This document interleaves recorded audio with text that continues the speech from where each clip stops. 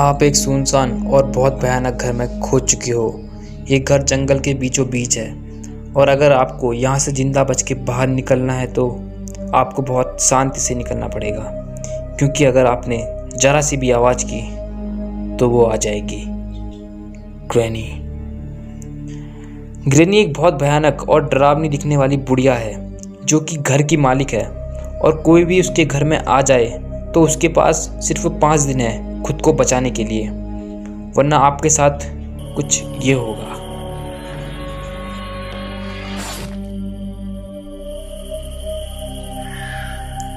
वैसे तो हम सबको लगता है कि ग्रैनी बहुत बुरी है, लेकिन वो हमेशा से ऐसी नहीं थी।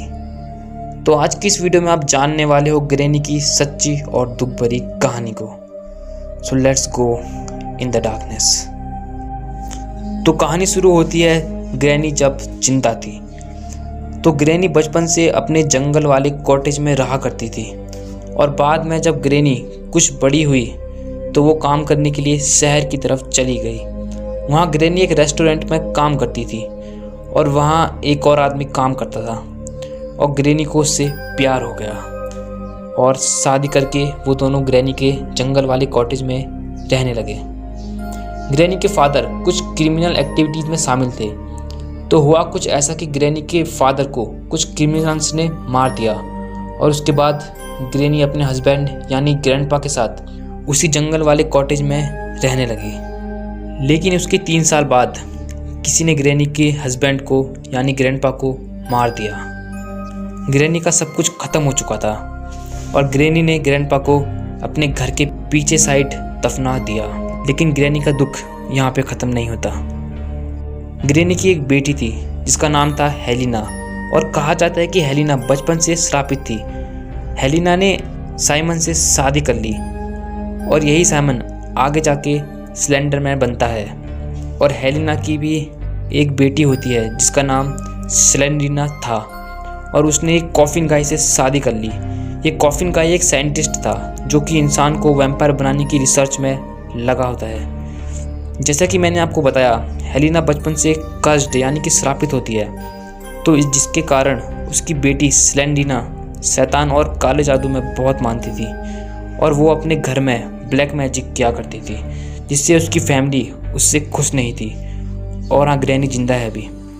स्लेंड्रीना काले जादू से शक्ति लेना चाहती थी, तो इसके लिए उसने शैतान की एक किताब पढ़ी जिसमें लिखा था कि अगर वो शैतान को एक छोटी बच्ची की बलि चढ़ाए तो शैतान उसको शक्तियाँ दे सकता है। तो इसके लिए स्लेंड्रीना ने अपनी 3 साल की बच्ची को शैतान को भेंट कर दिया, यानी कि उसको मार दिया।